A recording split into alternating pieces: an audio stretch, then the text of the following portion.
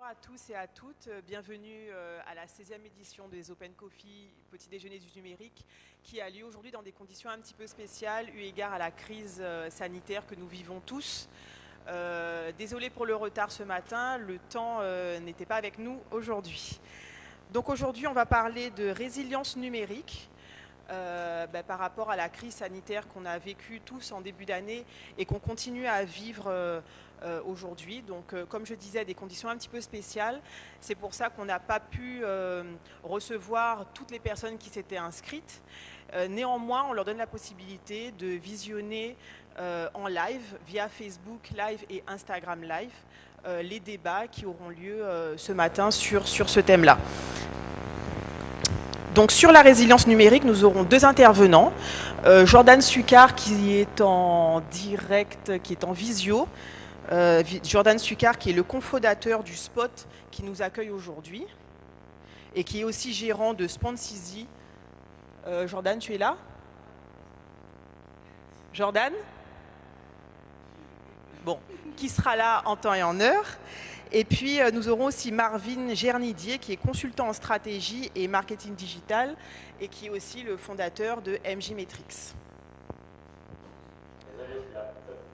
Bonjour Jordan. Donc, juste pour rappel, les Open Coffee sont toujours réalisés par la CCI des îles de Guadeloupe en partenariat avec Guadeloupe Tech et la région Guadeloupe, qui pourront nous dire deux mots à la fin des débats. Donc avant de commencer, je vous propose un petit rappel sémantique pour désigner, pour expliquer un petit peu ce que c'est que la résilience. Donc la résilience est un terme qui originellement désignait la résistance d'un matériau au choc. C'est un terme qui a été étendu et qui désigne aujourd'hui la capacité psychologique à surmonter un choc, un traumatisme subi, pour retrouver un état de fonctionnement à peu près correct. Alors on parle de résilience pour un individu, on parle aussi de résilience écologique, de résilience organisationnelle, par exemple dans une entreprise qui a subi un choc, ou on parle aussi de résilience informatique, par exemple quand une entreprise est attaquée, enfin son système informatique est attaqué. Et en fait aujourd'hui, enfin en 2020, on a été confronté à une crise sanitaire sans précédent et de nombreuses entreprises ont dû faire preuve de résilience. Elles ont dû résister, elles ont dû s'adapter au contexte inédit et elles ont dû aussi se réinventer. Alors par ingénierie, par agilité, donc elles ont fait preuve de résilience. Et cette résilience a souvent été possible grâce à des outils numériques, grâce à des supports digitaux avec lesquels elles ont pu garder contact avec leur clientèle. Elles ont pu trouver des alternatives aux restrictions assez fortes qui ont été les nôtres pendant le confinement. Et elles ont pu aussi, même des fois, trouver des solutions et même trouver autre chose à faire, à proposer, d'autres solutions à proposer à leurs clients. Elles ont pu se développer. Alors, ce que je vous propose aujourd'hui, après les interventions, c'est d'écouter le témoignage de 6 entreprises qui ont fait preuve de résilience, en la personne de Sylvia Fibel-Puissant, qui est la gérante de Caribe Factory, qui est une entreprise de tourisme industriel, Jean-Sébastien Faye de Clickimo, bienvenue, qui est une entreprise immobilière, une agence immobilière qui existe depuis 2014. Lola Vildeuil, la gérante de Secret Mood, qui est un restaurant, qui a aussi dû s'adapter au contexte extrêmement contraint pour les restaurants. Thérèse Cabidoche de Sweet Home, qui est une cultivatrice. Sébastien Petit-Jean-Roger de La Source Cosmétique. Et puis Jonathan Santos, qui a également un restaurant. Donc, avant tous ces témoignages qui, j'espère, vont pouvoir vous donner des idées et être inspirants pour vous, je donne la parole à Jordan Succar, qui va se présenter et qui va nous parler de résilience numérique. Hop, bonjour tout le monde. Alors, je suis à distance. Dites-moi si ça marche bien. C'est bon pour tout le monde, vous m'entendez? C'est bon? Juste un retour. Ok, super. Ouais, je vais vous parler de résilience aujourd'hui. Juste après, il y aura Marvin qui va vous donner un peu plus de détails. Et évidemment, l'ensemble va vous amener potentiellement à des formations super intéressantes que vous pourrez faire avec la CCI. Donc, je vais aborder tout ça très haut niveau. Je vous partage mon écran tout de suite. Tac. Hop là. Laissez-moi une seconde. Super. Est-ce que vous voyez mon écran?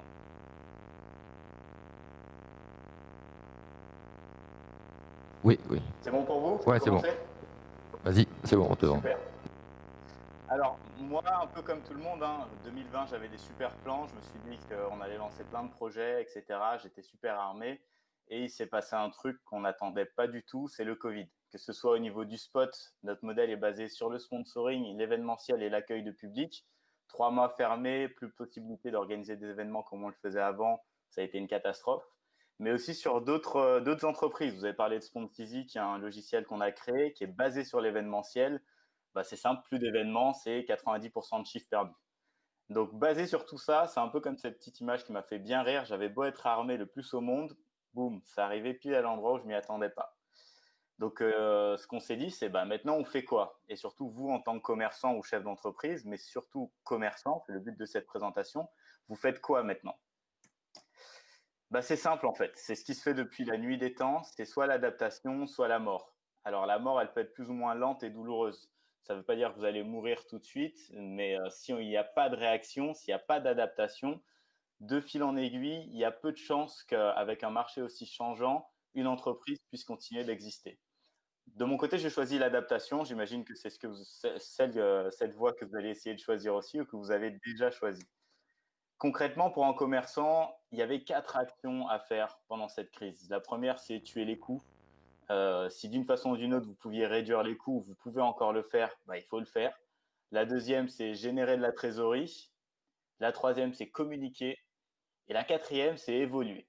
Et aujourd'hui, on ne va pas parler de tuer des coûts, ce n'est pas la partie qui m'intéresse le plus, mais plutôt, on va parler de générer de la trésorerie, communiquer et évoluer. Tout ça, en fait, ça va nous amener à une réalité que je préfère signaler dès maintenant, c'est que quoi qu'on vous ait dit, vous n'avez pas forcément besoin d'un site pour faire l'ensemble de ces actions. Il y a des choses, des outils que vous utilisez déjà dans la vie de tous les jours qui vont s'avérer très utiles pour vous en cas de crise. Alors, sur la première partie, générer de la trésorerie. Pour générer de la trésorerie, pendant cette crise, il y a 5 canaux qui ont émergé. Le premier, c'est la carte cadeau. Le fait de pouvoir créer une carte cadeau, ça a permis à un certain nombre de commerçants de dire, écoutez, on vous vend une carte maintenant, vous pouvez l'acheter et dès qu'on réouvre, bah, vous pourrez consommer cette carte ou l'offrir à d'autres personnes. Chacun avait de l'épargne, on a beaucoup moins consommé. Donc, si cette carte était accessible via différentes plateformes, et on va en parler juste après, c'était un excellent moyen de générer de la trésorerie. La deuxième façon, c'était le don. Beaucoup de commerçants ne se sont pas complexés du tout, et ils ont eu raison, et ont appelé leur communauté à faire un don pour les soutenir. Cette capacité de faire des dons a permis à beaucoup d'entre eux d'avoir la trésorerie nécessaire pour survivre. Évidemment, il n'y a pas d'enrichissement lié aux dons, mais il y a vraiment la notion de survie. Et c'est un aspect qu'il ne faut surtout pas négliger. Ça se fait énormément sur les marchés anglophones et sur le marché américain. Il n'y a aucune raison qu'un commerçant aimé dans sa ville et qui est créateur de valeur ne puisse pas légitimement faire un appel aux dons.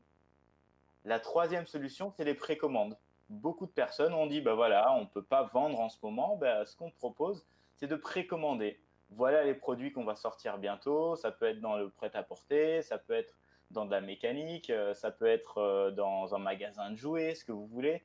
La faculté de faire des précommandes génère de la trésorerie. La quatrième solution, c'est la réduction. Beaucoup d'entre eux, s'il y avait encore possibilité d'acheter, que ce soit en ligne ou en magasin pour certains, ont préféré faire de grosses réductions. En sortant du Covid, vous avez dû le voir autour de vous, beaucoup de commerçants ont fait de grosses réductions. Vous le savez bien, l'objectif de tout ça, c'est générer de la trésorerie. Et la cinquième solution, c'est les aides. Et j'en parlerai pas parce que c'est très bien documenté ailleurs. Alors, comment on fait tout ça? Ah oui, qu'est-ce qui s'est fait ailleurs? Bah, à la fin de cette Open Coffee, on vous transmettra quelques liens qui montrent un peu ce qui s'est fait à l'étranger. Par exemple, support local, c'est aux US. Des citoyens ou des entreprises ont listé l'ensemble des commerces locaux dans leur ville et vous aviez la possibilité de faire un don, d'acheter une carte cadeau ou de précommander. Il y avait Help Main Street sur New York. Ils ont référencé la majorité des commerçants qu'ils souhaitaient. Et là, il y avait pareil, possibilité d'acheter une carte cadeau ou possibilité de commander en ligne. En France, on a eu du Solidarité Commerçant qui s'est lancé, qui a plutôt bien marché, mais c'est des ampleurs qui sont vraiment très différentes de ce qu'on peut voir sur des marchés anglophones parce qu'on n'a pas encore l'habitude de supporter des commerçants. Et il y a eu aussi The Fork, donc la fourchette, anciennement la fourchette, qui a lancé une opération retournant au restaurant pour booster les revenus. Donc une carte cadeau, concrètement, comment on peut faire? Il y a plusieurs options. Vous avez par exemple SumUp qui le propose. Vous avez aussi Facebook, très intéressant. Facebook, pas besoin d'un site, a lancé la capacité à une entreprise de créer des cartes cadeaux et les diffuser sur son réseau. Et pour ce faire, ils vont collaborer avec d'autres entreprises que je vous ai listées. Equid, c'est le logo en bas à gauche qui est noir, ou Rise AI, donc c'est le logo avec la montgolfière. Donc rien que sur Facebook, sans avoir à créer un nouveau site, sans avoir à configurer énormément de choses, vous pourrez générer une carte cadeau. L'ensemble de ces liens vont vous être transmis avant. L'objectif n'est pas de tout détailler maintenant. Hop.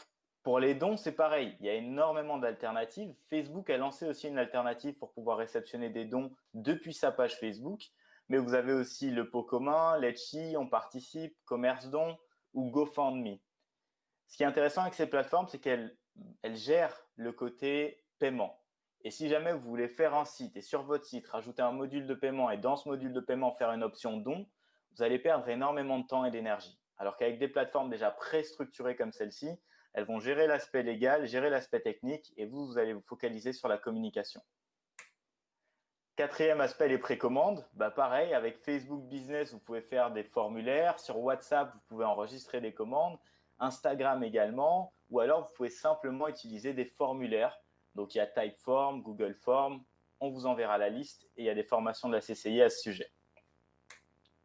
Et enfin, la promotion, c'est pareil. Pour diffuser vos promotions, vous utilisez vos canaux classiques qui sont WhatsApp, le mail, Facebook, etc., etc.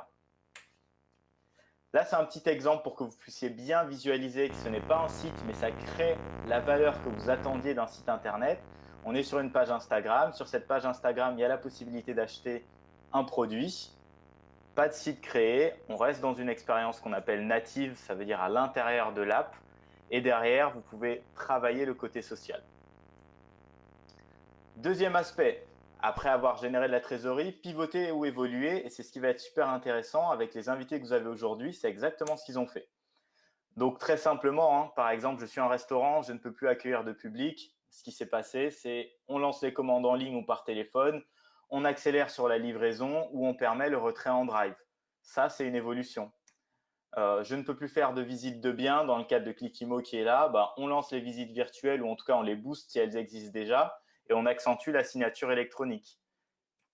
Ma salle de sport est fermée. Ça s'est fait pour beaucoup de salles de sport, pour professeurs de yoga, professeurs de langue, cours particuliers, etc. Très bien, je lance les cours en ligne où je fais des produits liés à l'information, comme par exemple un e-book. Ce qui va être super intéressant avec les intervenants que vous avez aujourd'hui, c'est qu'ils vont pouvoir vous parler de tout ça en détail.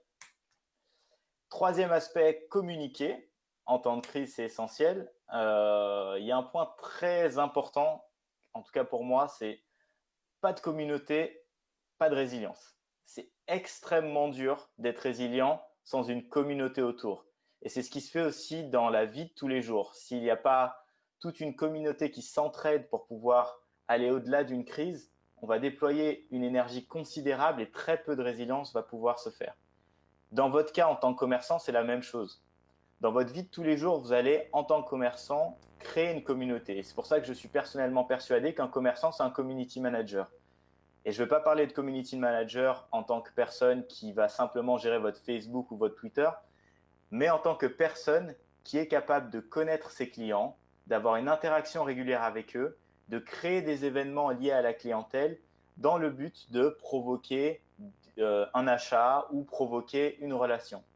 Et aujourd'hui, si un commerçant se limite à « j'ai un produit, les gens viennent acheter, mais je ne sais pas ce qu'ils sont, je n'ai pas leurs coordonnées et je n'organise pas des événements au-delà de la simple vente dans mon magasin, alors le commerçant passe à côté d'un manque à gagner énorme. Et en cas de catastrophe naturelle ou en cas de crise comme on l'a vécu, la résilience va être beaucoup plus compliquée. Du coup, il y a par exemple Mailchimp, qui est une société qui permet de faire du mailing en ligne, qui a fait une grosse étude à ce sujet. Et ils se sont rendus compte qu'en période de crise, les commerçants ont beaucoup moins communiqué que ce qu'ils auraient dû, par rapport à la masse évidemment, alors que les clients, d'après les questionnaires qu'ils ont envoyés aux clients, voulaient entendre parler d'eux beaucoup plus. Et ça, c'est très intéressant à savoir. Quand une crise arrive, on a tendance à ne pas communiquer parce qu'on a peur ou on ne sait pas quoi faire, alors qu'il y a énormément de gens qui n'attendent qu'une chose, c'est entendre parler de vous. D'ailleurs, ils ont fait quelques graphes. Beaucoup ont réagi aux États-Unis à ce sujet et on s'est rendu compte que pendant le confinement, évidemment, les commandes en ligne ont explosé et le taux d'ouverture des campagnes mail, donc le taux d'attention que les gens vont vous donner au moment où ils vont lire votre email, a été beaucoup plus élevé que d'habitude. Et voilà, pour finir, je vais vous dire deux choses. Je vais vous envoyer ensuite quelques ressources. Je vous conseille d'aller sur le site de Coup d'État qui avait fait une édition spéciale Covid. Il y a un site super intéressant de Facebook aussi qui s'appelle Diagnostic numérique TPE-PME qui vous fait un diagnostic complet de votre transition digitale et vous dit sur quoi accentuer si jamais vous voulez vous développer. Et il y a WhatsApp Business, donc vous allez sur le site de WhatsApp Business, vous tapez WhatsApp Business sur Google, vous allez tomber dessus directement. Il y a énormément de ressources super qualitatives pour vous permettre de comprendre comment rester connecté à vos clients via WhatsApp, même en temps de crise. Et c'est la même chose pour Facebook, ils ont fait Facebook Business, énormément de ressources dessus. Et la même chose pour Instagram et les sites e-commerce comme Shopify, etc., etc. Cette liste va vous être envoyée après si vous avez bien laissé vos coordonnées. Et dernier point pour moi, pour l'ensemble, ça fait très court, je sais, j'ai cité beaucoup d'outils, je sais. Si vous voulez aller voir un peu plus clair dans l'ensemble, le mieux c'est soit de vous auto-former, soit de vous former via des formateurs compétents. La CCI lance en ce moment des formations concrètes et pragmatiques à ce sujet. Donc, n'hésitez pas à vous rapprocher de Sylvine ou n'importe quelle personne qui est présente sur place de la CCI pour en parler. Voilà. Merci à vous. Merci beaucoup, Jordan. Alors, je retiens que pas de communauté, pas de résilience. Donc, je propose tout de suite de passer la parole à Marvin Gernidier qui va nous expliquer comment créer cette communauté et quel outil simple utiliser pour pouvoir l'animer. Bonjour à tous. Alors déjà merci d'être ici. Donc si vous êtes là, c'est que probablement vous êtes entrepreneur ou vous avez ou vous cherchez finalement à profiter du digital, du numérique pour pouvoir vous propulser, soit dans le cadre de votre travail, soit dans le futur. Et je pense que c'est déjà une très belle chose. Donc déjà, je vous remercie d'être ici. Je remercie Guadeloupe Tech. Je remercie la CCI pour l'invitation et donc du coup aujourd'hui on va vous parler de quoi? On va parler évidemment de la résilience numérique. Alors hop là, on va tester, on va changer de micro. Et la résilience numérique, donc la définition a déjà été donnée. Donc tout d'abord je vais me présenter rapidement, d'accord? On va passer au slide suivant. Je vais me présenter rapidement. Donc voilà, qui je suis. Je suis Marvin Gernidier, consultant en stratégie et marketing digital pour MJ Metrics. Donc mon travail, en fait, l'expérience que j'ai une expérience au sein de Google et de Disney et je suis revenu ici justement pour aider dans ma tête, je ne connaissais pas encore ce terme de résilience, mais en tout cas apporter ma pierre à l'édifice à mon petit niveau pour que des entreprises, des startups puissent se développer et puis faire en sorte que notre société évolue dans le sens du digital et puis globalement aussi, d'accord? Et c'est pour ça effectivement que je suis très content de l'invitation de la CCI, de Guadeloupe Tech, parce que ce sont vraiment des organisations qui vont dans ce sens-là. Ok. Alors voilà, donc juste quelques exemples de clients, d'entreprises avec lesquelles je travaille. Donc toutes ces entreprises ou toutes ces organisations sont des organisations qui ont su faire preuve de résilience face à la crise ou qui sont par nature résilientes. D'accord. Donc je prends un exemple très rapide. Par exemple, marmaille.fr c'est une entreprise de type résilience parce que elle s'appuie en fait sur une communauté de parents et elle a une dimension aussi écologique et économique, puisque aujourd'hui, comme Jordan l'a dit, il n'y a pas de une entreprise ne peut pas perdurer sans communauté, d'accord, et là, ce qui est bien, c'est que ça fonctionne sur l'économie circulaire, ok, et grâce à ce système, donc on travaille à fonder une communauté encore plus forte pour faire en sorte que des parents s'interconnectent entre eux et permettent à leurs enfants de bénéficier de matériel de puériculture pas cher, parce que c'est une plateforme de vente et d'articles de puériculture d'occasion ou reconditionnés. Okay, et on a encore tout un tas d'autres exemples. On voit bien par exemple la CCI aujourd'hui comment on est en train d'organiser une conférence à distance, parce que sinon si on ne fait pas ça, on est mort. D'accord. Et je suis venu vous dire que je ne suis pas là pour appuyer là où ça fait mal, pour dire voilà, il faut faire ça, puisque de toute façon, le changement, il doit venir de vous, il ne doit pas être subi. Et dans l'idée, c'est justement vous montrer qu'on n'a pas besoin d'être un as en informatique pour être résilient. Avec beaucoup de volonté, avec une vision, on peut y arriver. Ok. Alors, on va rentrer dans le vif du sujet. Et je vais vous parler un petit peu du modèle de société. Voilà, on va parler du modèle de société. Voilà. Et le modèle de société, aujourd'hui, il est basé sur la planification et la prédiction. D'accord. Donc aujourd'hui, qui entre guillemets dirige le monde, c'est un terme un peu bateau, mais en gros, les grandes institutions, les grands décideurs, les plus puissants en tout cas, que sont les banques et les assurances, les gouvernements, l'industrie pharmaceutique, les télécoms, qu'est-ce qu'ils font? Ils passent leur temps à essayer de prédire. D'accord. Donc pour qu'on vous accorde un prêt à la banque, ils vont faire quoi? Un scoring. Donc on va vous dire voilà, par rapport à certaines statistiques, donc du coup on va vous donner le prêt ou non. Les gouvernements vont faire avec des cabinets de conseil style France Stratégie, tout ça, vous dire voilà, d'ici 2030 la France sera comme ça, d'ici 2040 ça devrait être ça. Donc du coup en fonction de ça on va s'orienter, on va faire des choix. D'accord. L'industrie pharmaceutique, ils vont faire ça pour, je sais pas, vous vendre un vaccin par exemple, essayer de se dire voilà comment une maladie va se propager, voilà. Et puis les télécoms, pareil, d'accord. Donc c'est une économie, c'est un modèle qui marchait très bien jusqu'à présent et qui continue de fonctionner, mais c'est un modèle qui ne peut pas fonctionner uniquement comme ça, d'accord. Alors on va se demander mais pourquoi ils cherchent, on ne va pas passer au slide suivant tout de suite, et je voudrais interroger le public pour savoir selon vous, pourquoi en fait ces grandes organisations cherchent-ils tant à prédire les choses? Pourquoi ils basent les choses aussi fort sur la prédiction? Pourquoi les banques, pourquoi les gouvernements, pourquoi ils cherchent tant à prédire l'avenir 2030, 2040? Voilà, je vous pose la question à vous. Quelqu'un? Allez, bon, ça sera Richard. Ah non, oh, pardon, il y a quelqu'un d'autre, allez-y.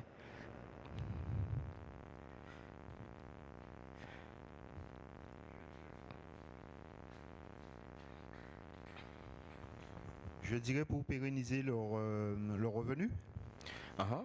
Oui, c'est effectivement c'est une approche, pérenniser les revenus.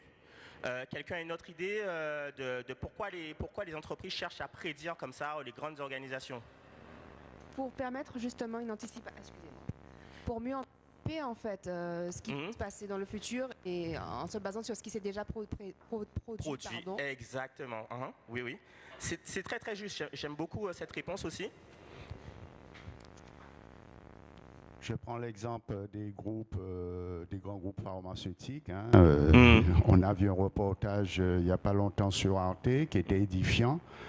C'est faire encore plus de profit et du contrôle sur ce contrôle mondial des populations. Alors bon, je ne vais pas donner mon avis là-dessus, mais en tout cas, il y a une notion de contrôle aussi là-dessus, sur la prédiction. D'accord? Alors, donc on va passer au slide suivant. Elle a 3 mains aujourd'hui, Rachel. Ok, donc voilà, donc il y a une notion de contrôle. Ok, donc pourquoi vouloir prédire? Donc voilà, donc c'est leur philosophie. Donc la philosophie, donc c'est obtenir toujours plus de pouvoir et de contrôle. Ok, c'est leur fonds de commerce, parce qu'aujourd'hui, une entreprise qui, par exemple, un labo pharmaceutique qui vend des vaccins pour une entreprise, pour une maladie qui n'existe pas, elle risque de pas fonctionner. Pour anticiper, Ok, effectivement, comme l'a dit madame. Et puis la peur de l'inconnu et la peur du changement. Surtout qu'il faut remarquer que toutes les industries que j'ai citées, ce sont des industries qui sont par essence traditionnelles. C'est-à-dire, voilà, on n'est pas dans la start-up hyper rapide. Voilà, on est vraiment sur des grosses organisations, sur des visions, des valeurs qui sont plus dans l'ordre du traditionnel. Donc, on va passer au slide suivant. Et en fait, on va expliquer qu'en fait, en réalité, ça a beaucoup fonctionné pendant longtemps. On peut faire des prédictions, les prédictions c'est bien, ok. Mais les prédictions, ça se base toujours sur des données du passé, ok. Ça se base, on va observer pendant un certain temps des événements, et en fonction des événements qui se sont produits, on va décider, on va s'orienter, on va dire voilà ce qui va se produire, d'accord. Mais malheureusement, c'est de plus en plus difficile d'anticiper comme ça, parce que le monde il est globalisé, donc avant on savait peut-être tout ce qui se passait en France à peu près, mais là aller savoir ce qui se passe aujourd'hui à Wuhan ou à Los Angeles ou au Nigeria, c'est compliqué, on peut pas savoir tout comme ça, donc aller faire de l'anticipation sur des vecteurs comme ça c'est complexe. Donc on est passé dans le monde VUCA. VUCA c'est un acronyme qui a été créé par une école de guerre américaine qui est beaucoup utilisée par la CIA, et en gros eux-mêmes ils disent que bon ils sont un petit peu en difficulté parce qu'en fait le monde il est volatile, c'est-à-dire que il y a des choses qui changent tout le temps. Par exemple pour le coronavirus, voilà, tantôt il faut mettre le masque, tantôt il faut voilà le mettre sur les plages, on est obligé de sur certaines plages on te dit non, on te dit oui en extérieur c'est nécessaire, non c'est pas nécessaire. Donc il y a beaucoup de changements, voilà, l'incertitude, donc on manque de clarté en fait sur la situation. D'accord, donc on ne sait pas exactement forcément la dangerosité d'un phénomène, les acteurs qui vont émerger, par exemple celui qui loue des hôtels, voilà comment la situation va évoluer, et la complexité. Donc il y a plein de facteurs de décision aujourd'hui. Et puis l'ambiguïté, un manque de clarté donc, sur l'événement. Donc qu'est-ce que l'événement signifie? Est-ce que c'est parce qu'on a mal géré les choses, on a mal communiqué? Est-ce que c'est le sentiment des gens qui a évolué? Voilà, c'est devenu plus compliqué qu'avant parce que le monde s'est complexifié, le monde s'est globalisé, et en gros on est dans le monde VUCA. Donc en fait il ne faut plus chercher à anticiper autant qu'avant, même si c'est bien d'anticiper. Il faut vraiment arriver à quelque chose qui puisse nous permettre d'être plus agile. Donc je vais passer au slide suivant. Et je vais parler en fait du signe noir. Alors en fait à la base, c'est la conversation qui est sur Google Drive à la base.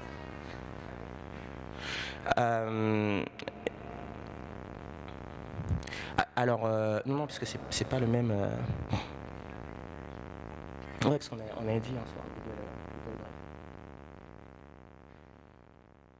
Ok, donc je vais juste, on va juste attendre juste quelques secondes pour changer de présentation vite fait.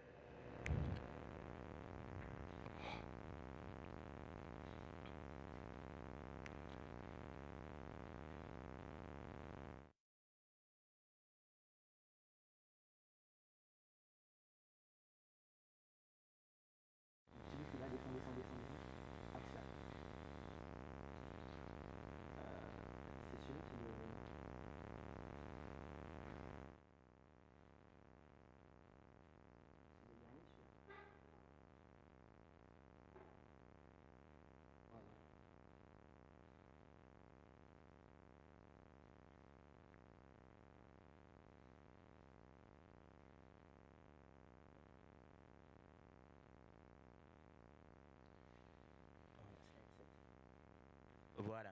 Ok, et donc maintenant on parle d'événements signes noirs. Ok, c'est un statisticien qui s'appelle Nassim Taleb qui a inventé ce concept-là. Et en gros, il explique que le signe noir, c'est quoi? C'est un événement imprévisible qui a peu de chances de se produire, mais qui se produit, ok, et qui a des conséquences d'une portée considérable. Et en fait, il remarque que il y a de plus en plus de signes noirs pour une raison très simple, c'est que le monde se complexifie, donc du coup, forcément, c'est aussi plus difficile à prédire, ok. Et là, par exemple, le Covid-19, c'est clairement un signe noir. Celui qui dit que voilà, l'année dernière, on allait tous se retrouver avec un masque, on n'allait pas sortir pendant 2 mois, tout ça. À part un médium, je ne sais pas qui aurait pu dire ça. Alors, donc, le monde nous surprend et nous surprend de plus en plus et il faut s'attendre en fait à être surpris. Donc, par l'occasion, pour ça, il faut apprendre à être plus agile, donc à réagir plus rapidement aux situations, ok. Donc on va passer au stade suivant. Donc comment faire? On va être orienté solution. On a parlé un petit peu des problèmes, on a parlé un petit peu de la situation. Et en gros, il y a plusieurs axes qu'il faut aborder pour pouvoir surpasser les problèmes. Donc déjà, il faut s'inspirer de la nature. Donc ça, c'est vraiment important parce que on est perdu, on est dans notre monde, on est dans notre bitume. Mais le problème, c'est que la vraie vie, la nature, elle a ses règles et que nous, si on veut perdurer, on est obligé de regarder un petit peu comment la nature fonctionne si on ne veut pas se prendre, échouer en tout cas. Ok. Donc s'inspirer de la nature, c'est bien, créer des symbioses parce que les espèces coévoluent en fait les unes avec les autres. Ok. Et comprendre qu'il n'y a pas de croissance infinie dans un monde fini.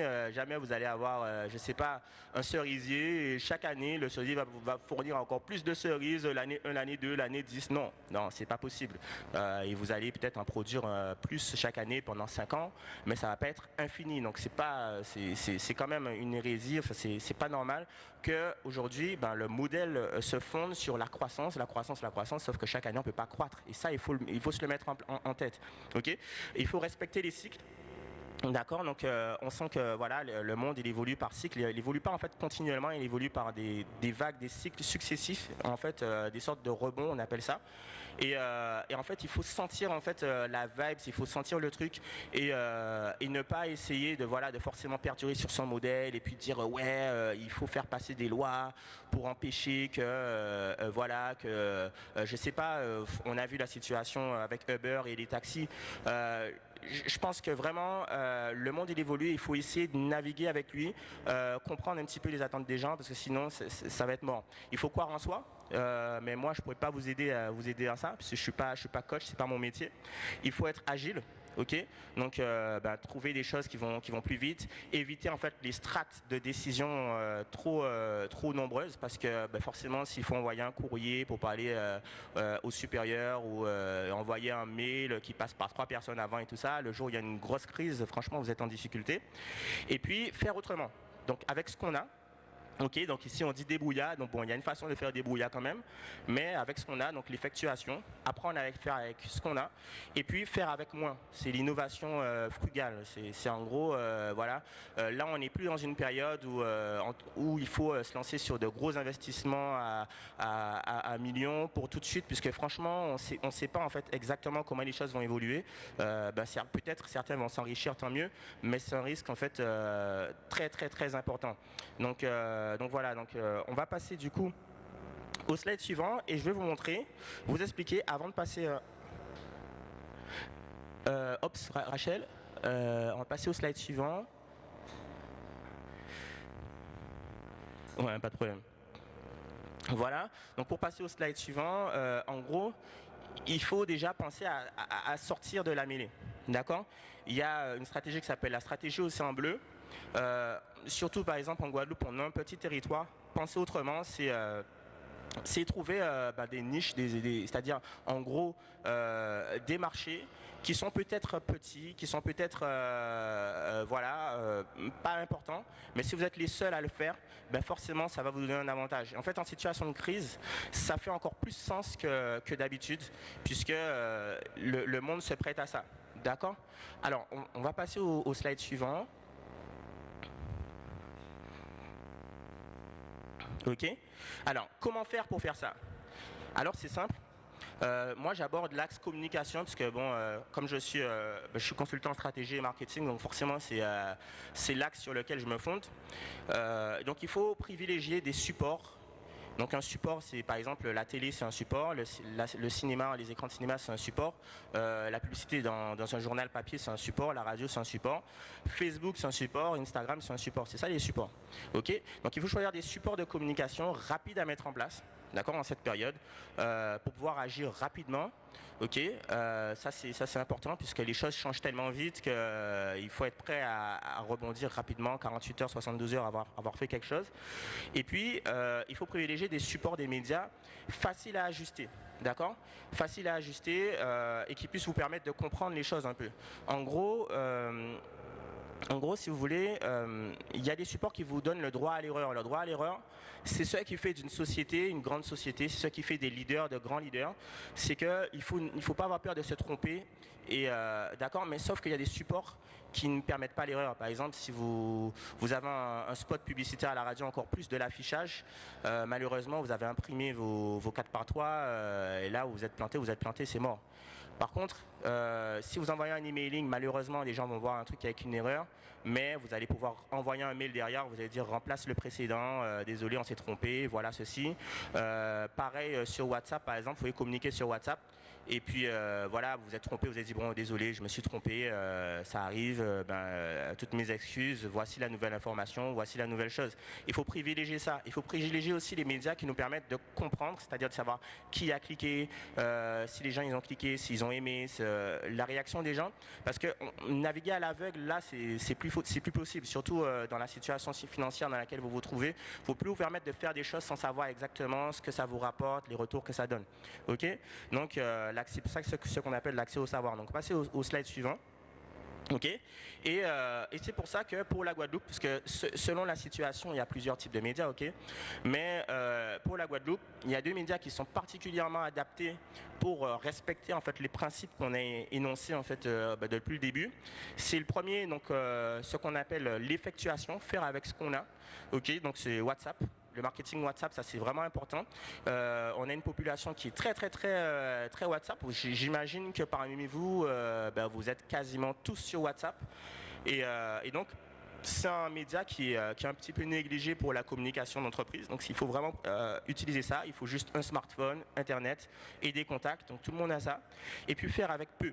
D'accord. Donc, une boîte email, des contacts, Internet et un compte MailChimp. Donc, il en a parlé, Jordan, compte MailChimp. MailChimp, bon, il y a d'autres entreprises, hein, mais c'est une solution qui vous permet d'envoyer des emails à vos clients.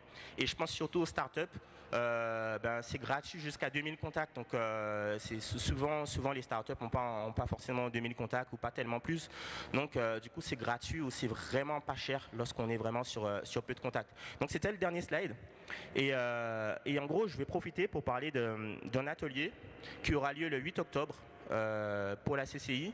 Donc le 8 octobre, on va vous parler de l'emailing et de WhatsApp. Comment en fait communiquer de façon efficace avec WhatsApp Business et puis avec l'emailing.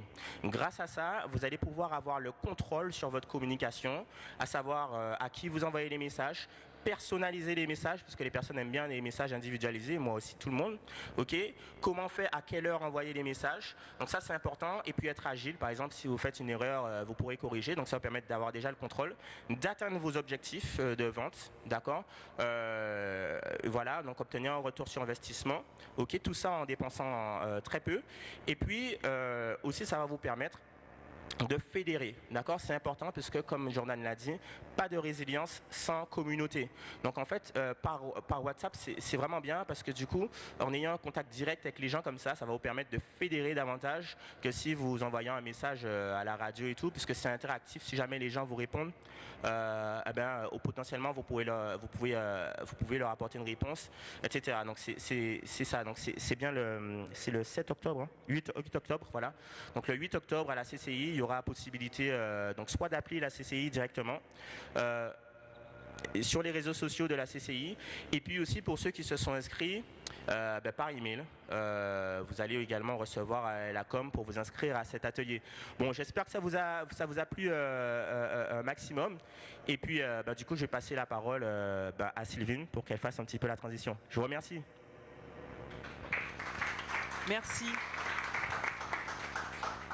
Merci Marvin.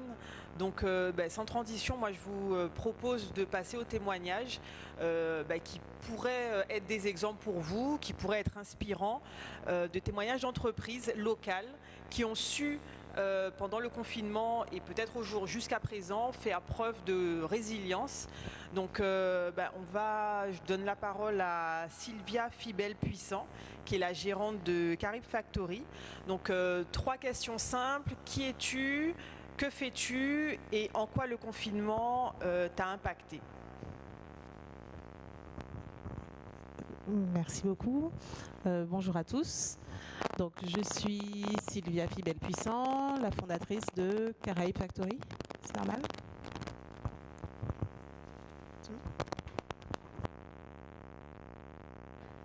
On reprend.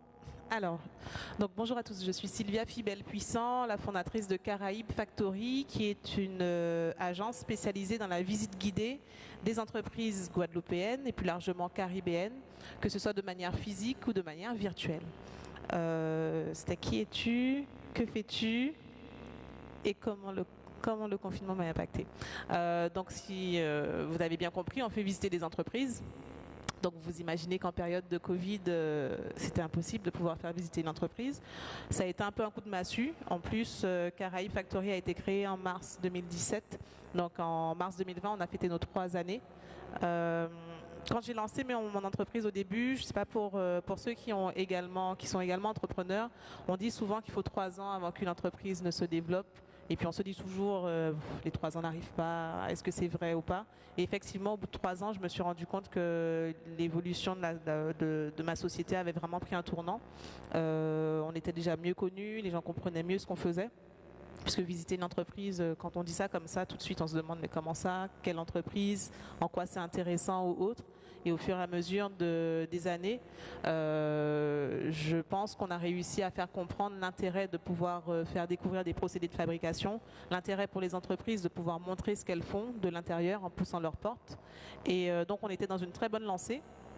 Et puis il y a eu le Covid et cette annonce de 2 mois de confinement avec l'obligation de fermer les portes pour toutes ces entreprises avec lesquelles nous collaborons. Donc ça a été, je pense que pendant 2-3 jours, on a été un petit peu abasourdis en se demandant comment on va réagir, comment on va faire pour pouvoir, au-delà de générer aussi du chiffre d'affaires, mais conserver de la valeur et conserver notre lien avec notre communauté. Ce qui s'est passé, c'est qu'on a vite décidé de réagir et de créer un nouveau format. Donc pendant le confinement, chaque semaine, on a proposé en utilisant Instagram. Donc comme tu le disais Marvin, il faut choisir un support. On a choisi Instagram parce qu'on avait une communauté assez forte et très active dessus, en parallèle avec notre page Facebook. Et on a créé un format qui s'appelle Factory Side, donc des sortes de rendez-vous en live, donc une sorte d'émission en live, une web émission, où chaque semaine, on a invité un professionnel de la Caraïbe. Donc, on a reçu des professionnels de Guadeloupe, de Martinique, de Guyane, d'Haïti. Chaque nouvel épisode, on a donné la parole à un professionnel pour parler de son métier et pour nous le faire découvrir de l'intérieur, mais virtuellement. Donc, on avait des spectateurs qui ont découvert ainsi une chocolaterie en Haïti ou qui ont découvert une jeune femme qui est en Martinique et qui a créé une marque qui s'appelle Tibouboune, qui crée des produits alimentaires pour bébés. Donc on a visité son laboratoire avec elle virtuellement. Donc on a vraiment recentré tout sur la partie un peu virtuelle. Je pense que ça fait un peu écho à chacun de vous, puisque de plus en plus on parle de se réorienter sur le virtuel. Il y a eu un véritable pivot autour de cette partie d'intelligence artificielle ou de réalité virtuelle. Et nous étions déjà sur cette lancée au préalable avec Caraïbes Factory, puisqu'on fait de la visite physique mais également virtuelle. Mais la partie virtuelle n'était pas encore forcément très développée. On était vraiment axé sur la partie physique. Et quand il y a eu le confinement, la partie virtuelle a pris tout son sens. Donc j'ai envie de dire que de certaines choses qui nous paraissent un peu négatives ou difficiles, souvent il en ressort des côtés assez positifs. Et donc je suis contente, je suis contente. Je suis pas contente qu'il y ait eu le confinement ou qu'il y ait eu le Covid, mais je suis contente qu'on ait eu la force de pouvoir se réinventer différemment, que ça nous ait permis de trouver des leviers et d'avoir l'opportunité de pouvoir dire à nos clients, le confinement impacte votre activité, ok, optez pour la visite virtuelle. Et à partir de là, on a commencé à avoir une communication différente sur nos réseaux, mais auprès de nos partenaires en interne, on va dire, puisqu'on utilise aussi beaucoup l'outil Mailchimp, en leur disant, voilà, vous pouvez faire appel à nous pour ces aspects-là. Et puis, on est monté aussi un peu en compétences pendant le confinement, donc on s'est vraiment plus spécialisé pour réaliser des choses en interne, des choses qu'on qu'on externalisait normalement, parce que forcément on doit faire des investissements moindres, on doit réfléchir à comment on va dépenser notre argent, que ce soit de manière intelligente. Donc on a tout recentré un petit peu sur les équipes de Caraïbes Factory en interne pour pouvoir subsister et présenter un nouveau modèle économique qui, je pense, fonctionne.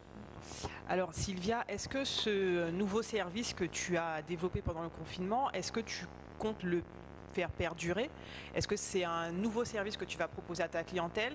Et est-ce que ça n'a pas finalement été une manière de valider ce nouveau service? Alors pendant le confinement, pour revenir sur Factory Side, donc l'émission qu'on avait créée chaque semaine, au début c'était vraiment, la première idée c'était comment je fais pour maintenir ma communauté active et leur montrer qu'on est toujours présent et surtout rester sur notre créneau d'activité, puisque au-delà de faire de la visite d'entreprise, on s'est donné comme mission de donner de l'information sur tout ce qui concerne l'industrie et les savoir-faire artisanaux dans la Caraïbe. Donc on a également un blog en parallèle sur lequel on avait déjà l'habitude de donner des informations. Donc au final, c'était un peu comme la continuité du blog, mais de manière un peu virtuelle et avec plus d'interaction. Donc chaque semaine, on a des personnes qui étaient intéressées pour être présents. Et à la fin du confinement, dans ma tête, c'était vraiment une étape qui allait durer juste le temps du confinement. Et puis une fois le confinement terminé, on reprend notre vie normalement. Sauf qu'on a eu plusieurs personnes, enfin quasiment toutes les personnes qui nous suivaient, qui nous ont demandé de continuer cette émission parce qu'ils ont apprécié, parce que ça leur permettait de découvrir de nouvelles personnes et pour les entreprises, ça leur permettait d'avoir une fenêtre, une visibilité supplémentaire. Donc au final, on a décidé de continuer cette émission, mais une fois par mois, puisque maintenant qu'on n'est plus en période de confinement, on n'est plus chez nous toute la journée. Donc là, on a d'autres activités, donc ça devient un peu difficile de le faire chaque semaine, comme on l'a fait pendant le confinement. Mais donc, on essaie de s'y tenir tous les mois. Je l'avoue, c'est pas évident, parce qu'au final... l'activité, quand le confinement s'est terminé, il a fallu repartir au charbon, redémarcher de nouvelles personnes. Donc ça fait beaucoup de choses à...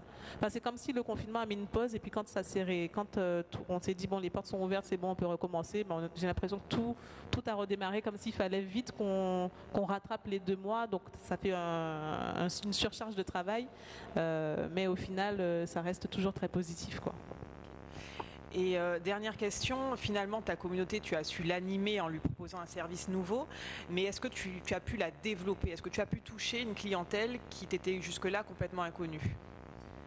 Alors, quand on a reçu le choix des professionnels que nous avons reçus, ce que nous avons créé, le Factory Site, c'était quelque chose de totalement gratuit pour les entreprises. Donc, c'était vraiment l'idée de pouvoir créer de la valeur, apporter quelque chose, que ce soit aux entreprises ou que ce soit aux personnes qui nous regardent.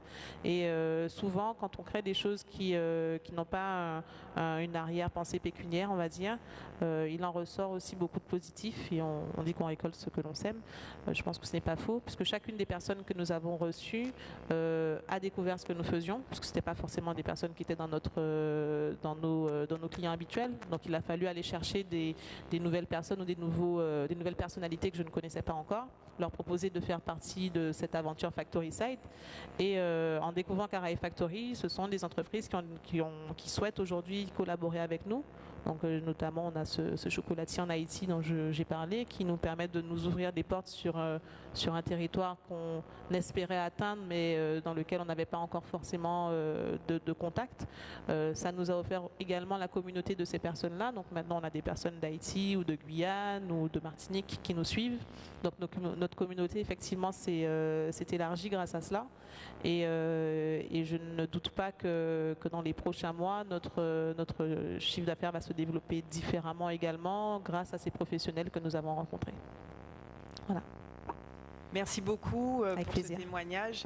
Donc, je retiens que le confinement a finalement été un accélérateur pour toi et qui t'ouvre des perspectives jusque-là inexplorées. Donc, c'est une très bonne chose. Merci encore de ton témoignage. Je passe la parole à Jean-Sébastien Faye de Clickimo, donc qui est une agence immobilière depuis 2014. Voilà. Et donc, même question. Qui es-tu? Que fais-tu? Et en quoi le confinement t'a été préjudiciable, en tout cas au début? 1, 2, ça fonctionne. Bonjour tout le monde, alors je m'appelle Jean-Sébastien Faye et on a créé, je suis cofondateur de Clickimo. donc créé en 2014. Je suis né en Guadeloupe et je suis parti faire des études en France, je suis revenu et on a cofondé Clickymo avec ma mère qui elle est toujours professionnelle de l'immobilier depuis plus de 10 ans. Moi on va dire que j'ai des connaissances plus au niveau de l'inbound marketing, marketing digital en général, automatisation des tâches. Et ensemble on a fait une équipe voilà, qui fonctionne plutôt bien depuis 6 ans. Et que fais-tu? Donc ça je viens de le dire. Pendant le confinement. Donc pendant le confinement, disons qu'on a les 2 premières semaines, on n'a rien fait en fait. On s'est vraiment reposé. Les 2 premières semaines, on s'est vraiment reposé parce qu'au final, personne s'y attendait. Hein. Donc on a vraiment pris du repos et du recul et on voulait pas non plus tomber dans le piège de, on va dire, de la pression, de la productivité, que tout le monde essayait de faire quelque chose, des challenges, des trucs, alors qu'au final, il fallait pas se fatiguer trop vite hein, parce que c'était un exercice sur le long terme. Donc bon, on va passer aux 2 premières semaines. Pyjama, c'est fini. Là, on retravaille. Donc là, on a beaucoup profité des outils qu'on avait déjà mis en place. Je ne sais pas trop à qui je dois m'adresser, si c'est à tout le monde. On a beaucoup profité des outils qu'on avait déjà mis en place les années d'avant. Parce que bon, en gros, Clickymo, c'est une agence immobilière comme les autres. On vend, on loue des biens immobiliers. Et la particularité, c'est qu'on a... on va dire qu'on a certains processus, on les a vraiment digitalisés à 100%, qui nous permet de gagner beaucoup de temps. Parce que dans l'immobilier, quand on fait une vente, en général, avant de toucher les commerciaux autant que nous, les gérants, avant de toucher l'argent, voilà, faut attendre 6 mois en moyenne. Donc c'est vraiment une activité difficile à planifier. Et d'autant plus qu'on est sur un territoire insulaire. Donc ça fait déjà plus de 3 ans qu'on a mis en place, par exemple, des visites virtuelles systématiques. C'est-à-dire que chaque bien qu'on rentre à la vente, on va réaliser une visite virtuelle dessus qui va nous permettre de faire visiter des gens qui ne sont pas forcément en Guadeloupe. En sachant que la majorité des clients, 80% des clients avec qui on travaille, ils habitent ici, et 20% on va dire viennent d'autres territoires, Belgique, Luxembourg, France. Et pour ces 20%, on avait déjà mis en place la solution de la visite virtuelle. Pendant le confinement, on l'a améliorée, on l'a rendue guidée. C'est-à-dire que maintenant, en plus de la visite virtuelle, c'est l'agent derrière son ordinateur qui va contrôler les vues. C'est lui qui va changer de pièce et parler directement avec le client, alors qu'avant, bon, c'était le client qui visitait avec sa souris tout seul, qui visitait un peu comme il voulait. Donc là, pendant le confinement, on a rendu ces visites guidées, donc c'était plus humain en fait. Avant, c'était pas... Enfin, on a vraiment un métier humain. Donc c'est 2 personnes qui se rencontrent avec l'agent immobilier et son client qui va faire une visite, il y a une relation qui se crée. Donc ça, on l'a vraiment systématisé. Et on avait également mis un outil qui était très important et qui au final nous a sauvés, parce que c'est vrai que pendant pendant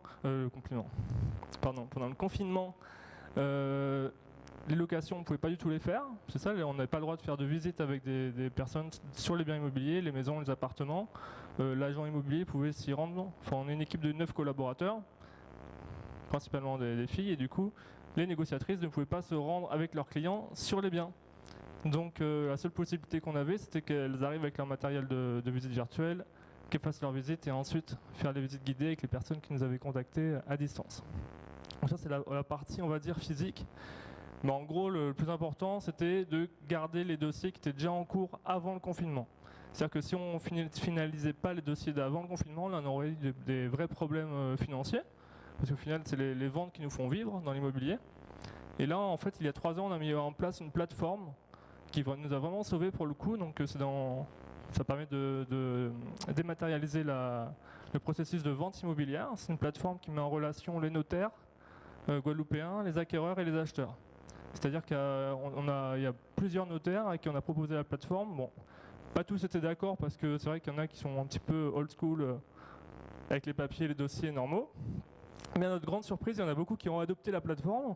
En fait, ça sert à quoi? Elle sert à rédiger les compromis de vente, rassembler les pièces et faciliter la communication entre tout le monde. Donc les 3 parties, l'agent immobilier, les acquéreurs et le notaire. Donc on a beaucoup de notaires qui ont adopté cette plateforme et du coup pendant le confinement, tout le monde a pu travailler sur les dossiers à distance, chacun de son côté. Et quelqu'un avait besoin d'une pièce, il pouvait la demander sur la plateforme directement. Ça nous a vraiment aidé. Parce que c'est vrai que notre objectif depuis le début, c'est de dématérialiser à 100% les processus de vente et de location. C'est un peu la bouche sèche. Parce que c'est vrai qu'il y a des ventes avant, il fallait une ramette de papier entière. Enfin, notre activité de vente pour vendre une maison, ça pouvait générer une ramette de papier de documents en fait, qui n'étaient pas forcément obligatoires à imprimer. Les agences immobilières fonctionnent comme ça de façon traditionnelle, elles impriment des documents à stock. Et là, on a vraiment réussi à dématérialiser à 99% les ventes et 100% les locations. Donc maintenant, pour nos dossiers de location, tout se passe en ligne, les personnes complètent leur dossier, signent à distance. Et du coup, ça nous a permis de, pendant le confinement, terminer les dossiers en cours, donc pas avoir de problème de trésorerie, et continuer les visites et à signer les baux de location et les compromis. Donc ça, c'est ce qui nous a permis de survivre. Et après, il y a des outils qu'on a continué du coup à garder. Donc ça, c'était le point de vue client. Après, point de vue interne, au niveau organisationnel, on a mis beaucoup de choses en place pour faciliter le travail entre les équipes et automatiser beaucoup de tâches pour faire en sorte que une personne, en fait, c'est un peu des agents augmentés.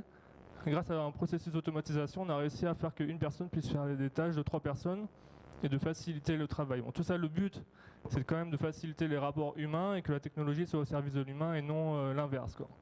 Le but, c'est que les agents, enfin, je dis les filles tout le temps, mais c'est les négociatrices, passent le moins de temps possible devant l'ordinateur à galérer avec des logiciels, etc. et passent le plus de temps avec leurs clients au téléphone ou en visio pour créer des relations et finaliser les dossiers.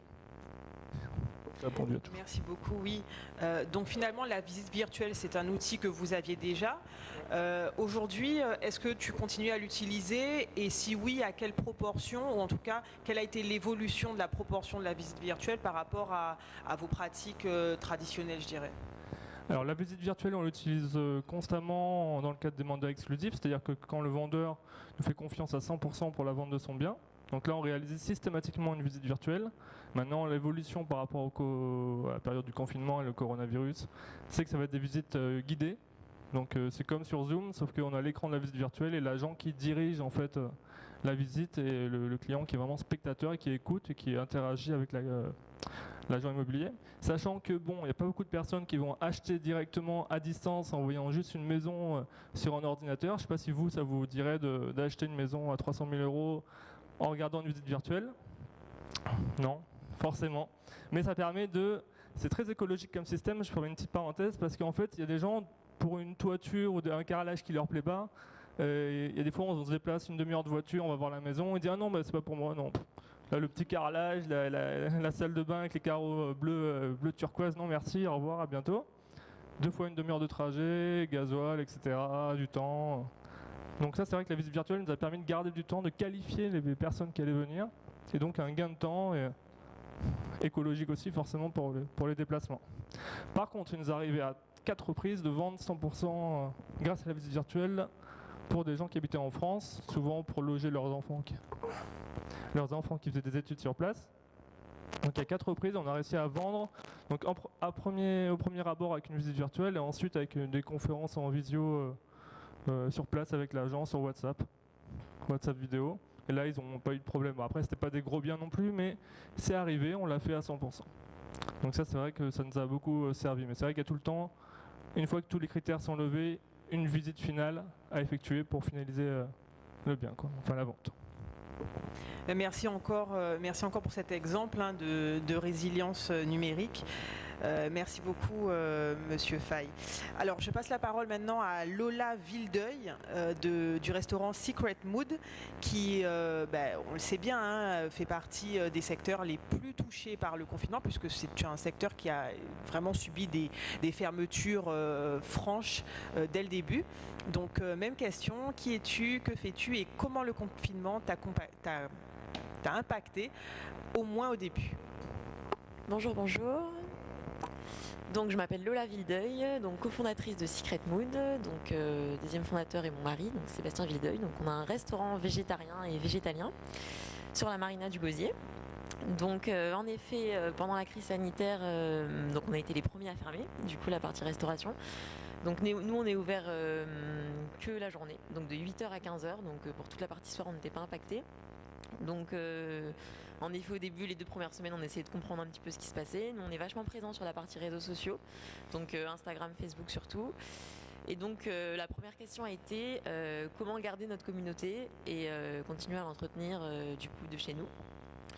Donc pour ça on a proposé dans un premier temps des recettes, donc à la maison, 2 recettes par semaine avec notre communauté en interaction.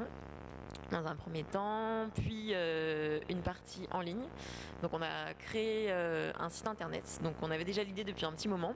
On hésitait, prendre quelqu'un pour le faire, est-ce que c'est vraiment utile? Avec les réseaux, on s'en sortait pas mal. Et au final, on avait du temps. Et donc on s'est mis pleinement sur la plateforme Wix, du coup. Donc un template un peu pré-mâché pour réussir à faire des sites internet. Donc on a créé notre site qui nous a permis d'avoir un espace du coup pour les clients, pour qu'ils puissent apprendre à nous connaître, un espace de commande en ligne où ils pouvaient avoir accès à notre carte, commander, régler en ligne, et un espace de livraison du coup, puis une partie blog pour toujours continuer avec notre communauté, à les alimenter. Donc la partie livraison qui a été hyper bénéfique pour notre activité, puisque du coup on a pu continuer à vivre tout simplement. Donc on a développé une nouvelle clientèle, donc plein de gens qui ne nous connaissaient pas spécialement, mais comme on a proposé un service de livraison très tôt, la plupart des gens en avaient marre de faire la manger ou de cuisiner, et un service d'abonnement, donc où on les livrait entre 1 à 5 fois par semaine, avec des prix dégressifs, des formules famille, pour pouvoir rendre accessible du coup le restaurant à la maison. Pareil pour les tickets restaurants, parce que du coup les gens avaient quand même des tickets restaurants, mais ne les utilisaient pas vu qu'ils sortaient pas plus que ça. Donc on a mis en place des formules dégressives s'ils utilisaient leur ticket resto et autres, donc toujours pour les pousser à nous permettre de continuer l'activité. Donc voilà. Donc on est vraiment très content de la partie site internet qui aujourd'hui depuis la réouverture a totalement fait basculer nos activités. Donc maintenant on est à 60% de l'activité à basculer en livraison. Donc on fait beaucoup moins de sur place. On a de nombreux clients en abonnement mensuel, donc qui nous ont permis aussi du coup d'avoir de la trésorerie pour repartir sur une activité plus durable. On a une augmentation de notre chiffre d'affaires de presque 30% depuis le confinement par rapport à avant. Donc pour nous c'était vraiment un bond gigantesque. La partie livraison, ça nous a aussi donné de la visibilité au sein des grandes surfaces. Parce qu'en fait on se posait une question et on essayait de voir comment du coup on pouvait rendre notre modèle plus large à plus de personnes. Et donc on a pensé au supermarché Naturalia. Donc du coup on les a contactés pendant le confinement, on a essayé de voir ce qu'on pouvait faire avec eux, parce qu'il y avait que les supermarchés qui étaient ouverts au final, donc pendant le Covid. Et du coup on a vu un partenariat avec eux, donc Abim, Basse-Terre et Jarry. Et donc on vendait nos plats au sein des Naturalia. Donc ça nous a permis d'avoir des points de vente physiques et du coup de continuer la livraison et la vente à emporter sur notre site sur place. Pas sur place, mais du coup au restaurant. Et donc voilà, donc nous ça a vraiment été un bond, ça nous a permis déjà de se poser, donc de pouvoir réfléchir à l'activité, retravailler nos produits et de voir comment on pouvait la développer. Et voilà, donc aujourd'hui c'est vraiment une toute autre activité, on prend des ampleurs qui sont beaucoup plus intéressantes parce que on peut s'ouvrir à une zone géographique beaucoup plus large. On a pu toucher la Basse-Terre, on avait beaucoup de demandes sur Basse-Terre, mais même au niveau de la livraison c'était un peu compliqué. Donc là avec le point de vente Naturalia Basse-Terre, donc ça nous permet de toucher une nouvelle clientèle. On a un nouveau point de vente qui sort sur Saint-François aussi très bientôt. Donc voilà, donc ça a été très bénéfique pour nous ce confinement. Ok, ben merci beaucoup pour ce beau témoignage. Hein. Vraiment, je vois que l'année 2020 n'a pas été néfaste pour tout le monde. Hein. En tout cas, c'est une bonne chose pour vous. Beaucoup d'opportunités de développement et des opportunités saisies surtout. Opportunités de partenariat, donc vraiment 100% positif. Merci encore. Et puis, pour finir, je passe la parole à Sébastien Petitjean-Roger. De la source cosmétique, donc même question, qui es-tu, que fais-tu et en quoi le confinement a été un petit peu difficile au début? Alors, je suis Sébastien Petitjean-Roger, je suis le cofondateur de la source cosmétique qui a été fondée par ma femme Sandra, qui s'excuse de ne pas pouvoir être là mais elle est en pleine production. Juste en termes d'histoire, on s'est lancé à l'occasion du Salon international de l'agriculture. On était invité on était présent avec l'association de promotion de l'agroforesterie en Guadeloupe sur le stand de la chambre d'agriculture. Donc c'était vraiment le premier lancement à ce moment-là, juste avant que ça soit fermé, le dernier jour du salon fermé à cause du Covid. Et donc ça nous a poussé très vite à voir comment est-ce qu'on allait pouvoir vendre, parce que c'est des produits physiques, des cosmétiques naturels à base de vanille de Guadeloupe, mais pas que. Et donc on avait un petit peu déjà, avant le lancement officiel de la marque, créé des comptes Facebook, Insta, sur lesquels on communiquait, sur lesquels on avait pu commencer à agréger une communauté avec du contenu. Et c'est ce qui nous a permis, en fait, du coup, pendant le confinement, de s'appuyer sur cette communauté, de transformer le site vitrine qui avait été fait pour le salon en un site marchand en rajoutant un bloc WooCommerce. Et c'est grâce à cette communauté aussi qu'on a pu, du coup, vendre en poussant via Insta. Et aussi donc des clients finaux, mais surtout trouver des distributeurs. Donc on a été contacté par des EthicsZ en premier, un certain nombre de distributeurs ici qui étaient ouverts, qui voulaient vendre nos produits. Et c'est comme ça qu'on a un petit peu commencé à passer un mode de vente directe avec de la vente avec distanciation sociale en drive et à côté un mode de distributeur. Ce qui a permis de se rendre compte assez rapidement qu'en étant deux, la vente aux clients finaux, c'est pas possible, ça prend trop de temps. Et que du coup, les distributeurs nous offraient la possibilité de démultiplier un petit peu la vente de nos produits et de pouvoir être présent, d'avoir un maillage géographique sur la Guadeloupe, que ce soit Saint-François, Sainte-Anne, Jarry, Basse-Terre. Et donc en ça, le Covid nous a obligés à tout de suite passer sur utiliser les outils, les réseaux sociaux comme un levier d'acquisition de distributeurs ou de clients. À tel point qu'aujourd'hui, on a décidé d'arrêter la vente en direct aux clients sur le territoire de la Guadeloupe pour se concentrer uniquement sur les distributeurs et l'international. Voilà. Et donc, moi, pendant le confinement, ça nous a permis à ma femme de continuer à formuler et moi de planter de la vanille parce que je suis agroforestier en parallèle avec l'objectif que ma production vienne alimenter la vanille dans 4-5 ans. Quels outils digitaux tu as utilisé à un moment donné pour fédérer, continuer à animer ta communauté et éventuellement développer des services nouveaux? À quel moment tu as développé des partenariats aussi? Alors les partenariats, c'est grâce à Insta en fait. On a assez tôt créé du contenu et que ce soit sur nos cosmétiques ou partager aussi des choses qui peuvent intéresser les gens qui font des cosmétiques naturels, donc du food for your brain qui est partager des recettes d'extraction florale, partager des méthodes qui permettent d'extraire. Et donc ça a aussi permis de fédérer et d'agréger des gens qui n'étaient pas forcément des clients mais qui étaient intéressés par les informations qu'on partageait. Donc via Insta principalement et relais automatique Facebook avec un petit peu d'acquisition qui a pu être fait en faisant de la pub ciblée sur des gens qui pouvaient avoir des thématiques, des centres d'intérêt qui étaient connexes à nos produits. Et donc voilà à peu près. Un peu de Twitter, enfin moi je suis beaucoup plus sur Twitter que sur Insta, ce qui nous a permis aussi d'avoir une première interview sur RCI, ensuite contacté par la Guadeloupe la première, donc on a vraiment exploité, notre décollage est 100% lié au numérique et donc en ça le confinement a été plutôt une occasion de faire de l'aïkido et se dire plutôt que de voir une problématique, un challenge et comment est-ce qu'on allait pouvoir en tirer parti. Donc ça a été positif dans l'ensemble de réaliser qu'on n'était pas équipé pour faire de la vente aux clients directs, que les distributeurs c'est nos clients principaux et qu'on les chouchoute et qu'on va chercher à se développer comme ça par un mode de distribution sélective qui va nous permettre de grandir et se concentrer sur ce qui nous fait, ce qui nous intéresse le plus, qui est de formuler et produire de nouveaux produits.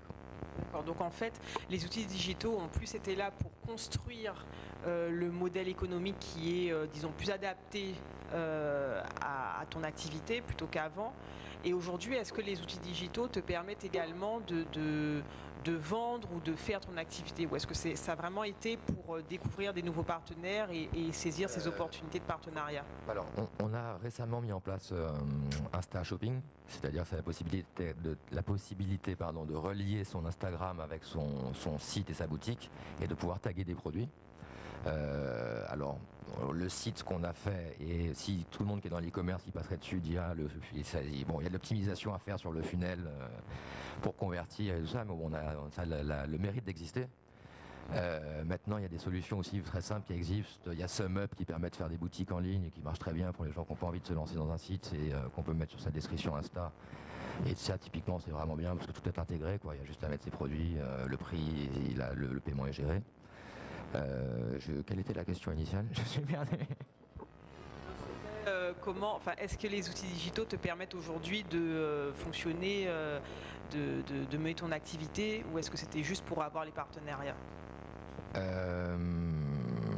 Alors, on va, oui, c'est dire qu'Instagram finalement, ça va être un, pour les territoires hors Guadeloupe et Caraïbes, ça va être un moyen de toucher des clients en direct. Maintenant, je dois aussi avouer que la logistique qui est liée à l'envoi des colis, la préparation des commandes, s'assurer qu'on ne soit pas trompé, rechecker, ça c'est du temps. Et que c'est vrai que potentiellement la valeur ajoutée qu'on a nous en tant que créateurs, elle est peut-être plus sur formulation, trouver, développer la marque que ce côté logistique, et qu'on va essayer de s'en dégager au maximum, quitte à ce qu'il y ait une répartition de la valeur qui aille en fonction des distributeurs. Ce qui est normal, c'est que et puis ça nous fait aussi plaisir d'être dans des petites boutiques, de gens qui sont comme un NetXZ ou des petites boutiques qui sont aussi en phase avec notre vision d'être plus sur du vrac, sur retour à des choses qui sont plus naturelles, plus locales. Et donc c'est aussi une façon de participer à la communauté en distribuant. Enfin, c'est un peu notre philosophie.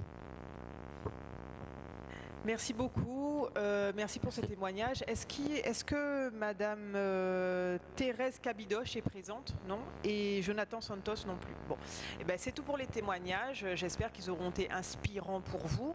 Est-ce que quelqu'un veut prendre la parole, poser une question, donner son propre témoignage ou toute autre chose? Vous avez la parole. Ne vous gênez pas. Donc on a pu quand même avoir quelques personnes.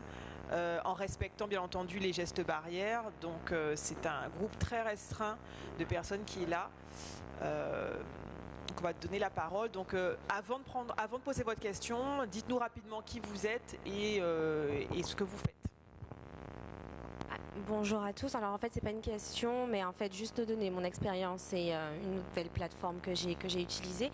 Je suis mademoiselle Mounia Charlène, la créatrice de la marque I Love Cachou et créatrice de la marque Oriquera Cosmetics. Et en fait j'ai toujours utilisé du numérique.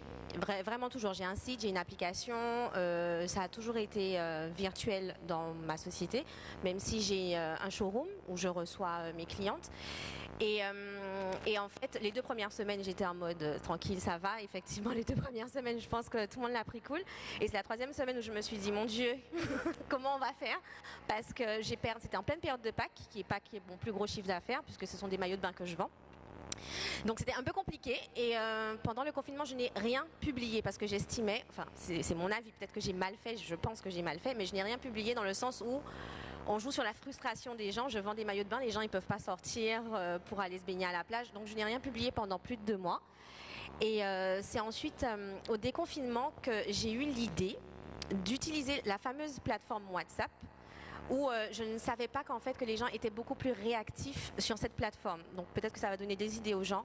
J'ai proposé un marketing un peu différent où je publie les photos, le prix, la taille de disponible, et je disais en fait à la cliente, enfin j'ai fait un visuel pour expliquer les démarches à faire, et vous répondez je veux sur la photo, la taille, et vous êtes livré à l'heure en fait. Donc du coup, dès que à une certaine heure, je publiais. Je me fixais par exemple à 11h, j'arrête de prendre les commandes. Et ensuite à 11h, je pars et je fais la livraison partout en Guadeloupe. Et ça a vraiment joué parce que les clientes ont beaucoup aimé l'approche, le fait que ce soit direct, que je prépare le paquet directement et tout. Dès que la cliente répond je veux, je fais le paquet. Et ce qui est intéressant, c'est qu'il y a plusieurs supports qui ont suivi les moyens de paiement. Alors moi j'utilise SumUp. Et SumUp a mis une fonction de paiement à distance, ce que je n'avais pas généralement avec le TPE. Je pouvais l'avoir avec mon site, mais c'est beaucoup plus de manipulation. Donc du coup, il suffisait juste d'envoyer le lien SumUp au niveau du paiement. Bon, bien entendu, le pourcentage est beaucoup plus élevé comme ça, mais c'est mieux que de ne rien faire rentrer. Voilà, on va dire. Donc du coup, on envoie directement le lien, le paiement il est fait, ils envoient la localisation et ils sont livrés. Donc si ça peut donner des idées à certaines personnes, enfin voilà, c'était un moyen de communication et de vente directement à mes clientes, parce que j'ai déjà un carnet client, comme on parle aussi que les contacts qu'on a directement est très important. Donc voilà, donc si ça peut aider comme information. Merci beaucoup. En tout cas, une illustration que l'application WhatsApp, que près de 90% des gens utilisent en Guadeloupe, peut fonctionner pour un business. Une autre question? Une autre intervention? Est-ce qu'il y a la possibilité de regarder si sur le Facebook Live et l'Instagram Live, il y a des questions? D'accord. En tout cas, n'hésitez pas, vous qui êtes connectés, à poser des questions, à intervenir. Il y a quelqu'un qui lira vos questions ou vos commentaires.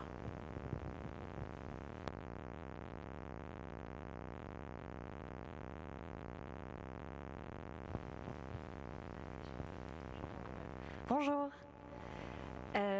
À travers tous les témoignages, j'ai l'impression qu'il y a vraiment un peu cette tendance de social selling, un peu de réseaux sociaux en fait, qui prend un peu le pas des sites vitrines et des sites marchands. Est-ce que c'est vraiment spécifique un peu à cette crise Covid et justement à cette résilience et à ce besoin d'adaptabilité? Est-ce que c'est quelque chose qui existait déjà et que finalement on n'avait pas forcément encore vraiment développé en Guadeloupe? Et quel en est l'avenir aujourd'hui? J'ai l'impression, quand j'entends un peu les témoignages, que les réseaux sociaux prennent un peu le relais sur un schéma plus classique, on va dire, de sites e-commerce, vitrines, etc. Alors déjà, c'est une très belle question, Camille. Alors déjà, il y avait une tendance qui montait, c'est qu'aujourd'hui en France, 71% des clients se renseignent en ligne avant d'acheter. Donc c'est un chiffre quand même très important. Et donc forcément, en ligne, on entend souvent par les réseaux sociaux et les autres canaux sur Internet. Donc c'est simplement pour faire baisser un petit peu la peur de l'inconnu. Voilà, donc même pour aller dans une boutique traditionnelle, 71% des gens avant, ils vont d'abord s'enseigner en ligne et ensuite ils achètent. Et en fait, le social selling est particulièrement adapté à la Guadeloupe, puisqu'on a un département où on est très axé sur l'humain. Et en fait, on passait finalement d'un air 100% contact face à face à un air va sur le site ou faites ta visite virtuelle toi-même tout seul. C'était un petit peu, c'est un grand écart, un fossé, voilà. Et donc là, le social selling, c'est la solution entre les deux, intermédiaire, qui permet de conserver le côté humain, avoir un véritable interlocuteur en face de soi et à la fois d'avoir une meilleure connaissance du produit, du service en ligne. Donc c'est pour ça que le social selling, donc le marketing WhatsApp tout particulièrement, et puis Instagram ont vraiment fait un bond depuis le confinement. Donc là on observe aujourd'hui au niveau des chiffres, donc c'est publié sur le baromètre Guadeloupe et Digital 2020 qu'MG Metrics a publié, que jusqu'à aujourd'hui, malgré la fin du confinement, on a 20% d'internautes en plus qu'avant sur les réseaux sociaux. Voilà. J'aurais peut-être aimé rajouter quelque chose par rapport à ce que tu as dit qui était totalement, ce qui était parfait, mais c'était qu'il y a eu une chose, c'est que pour moi je pense, s'il y a une augmentation de ces moyens, c'est que d'une part, les commerçants qui étaient peut-être un peu réticents n'ont pas eu le choix, et de l'autre côté, les clients aussi. Et donc c'est vrai que d'un côté, ils se sont rendus compte que ça fonctionnait bien, les dernières réticences qu'ils pouvaient avoir ont été levées parce qu'il n'y avait pas d'autres possibilités. Et on voit bien que la courbe de consommation de ce qui était la consommation sur Internet, ça a plus gagné sur les 3 derniers mois que sur les 20 dernières, en termes d'augmentation. Donc, et je pense pas qu'on revienne vraiment au niveau d'avant le confinement. Donc il y a les habitudes, on prend des habitudes, et je pense que ça va rester. Donc plus que jamais, je pense qu'il est important que les entreprises prennent le tournant du numérique et proposent d'autres solutions, en tout cas qu'elles se donnent à elles-mêmes d'autres possibilités de fonctionner. Ça me permet de rebondir sur ce que Jordan disait lors de sa présentation, à savoir la multitude d'outils digitaux qu'il y a finalement à disposition, avec un petit peu de formation ou avec un petit peu d'auto-formation.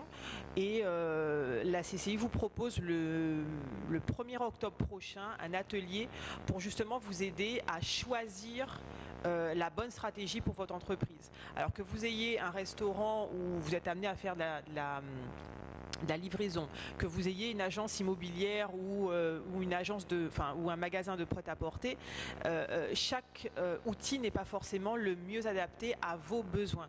Donc il s'agit vraiment d'avoir une démarche stratégique d'identification de vos besoins et ensuite de choix éclairés d'outils digitaux vraiment adaptés à ces besoins. Donc voilà, c'est l'atelier qu'on vous propose le 1er octobre, ce qui va suivre justement cet Open Coffee. Juste une Alors on a une question sur Internet, sur Facebook, qui dit « Face à ce déploiement numérique, comment avez-vous repensé votre cybersécurité ?» De Naïka Piché.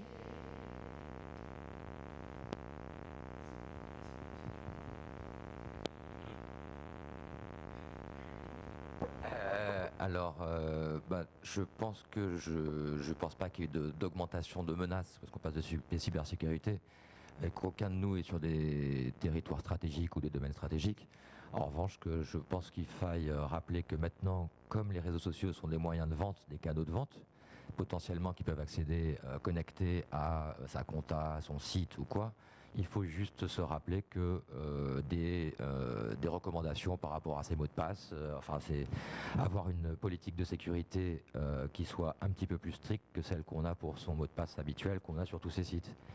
Donc c'est faire une attention particulière parce que c'est des outils business qui peuvent avoir des implications en termes financières. Et en ça, il faut suivre les conseils de l'ANSSI ou changer régulièrement ses mots de passe, utiliser des mots de passe qui soient alphanumériques, au moins 8 caractères. Enfin, c'est juste les bases en termes de cybersécurité. Je voulais rajouter une information. C'est vrai que nous, depuis le confinement, on a eu une recrudescence des emails de spam, notamment sur notre site internet où il y a des formulaires normaux. Et on a eu beaucoup de formulaires remplis automatiquement par des spammers, je ne sais pas trop d'où, qui vendaient peut-être du Viagra ou des choses comme ça. Et en anglais souvent. Et du coup on a dû mettre une double confirmation, donc dès que quelqu'un nous envoie un message, il faut confirmer qu'on est bien un humain. Tout simplement parce que ça, c'est vrai que après le confinement, on a eu des centaines de formulaires automatiques envoyés. Il y a eu ça, donc la double confirmation du mail, moi je recommande, comme ça limite les spams.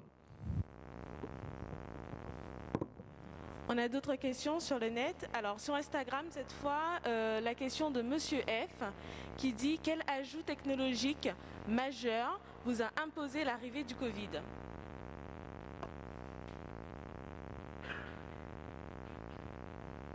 Peut-être quelque chose que vous n'utilisiez pas spécialement avant et que du coup... Alors, le point commun, c'est que pour la plupart des témoignages, vous aviez déjà tous soit un compte Instagram ou une page Facebook. Ou alors la visite virtuelle était déjà existante, mais elle a été accentuée par le Covid. Pareil pour monsieur, les visites virtuelles, virtuelles ont été elles ont été, on va dire, développées, améliorées. Voilà, améliorées. Après, quel ajout technologique c'est vrai que la signature électronique, je recommande DocuSign, qui permet de signer électroniquement de façon certifiée n'importe quel PDF. Donc c'est complètement légal, friendly, on va dire. Ça fonctionne bien. Donc on l'a développé sur plus de documents qu'on faisait avant parce qu'on ne pouvait pas recevoir des gens en direct. Donc DocuSign, si vous voulez signer des documents à distance, c'est légal. Une autre question sur Facebook.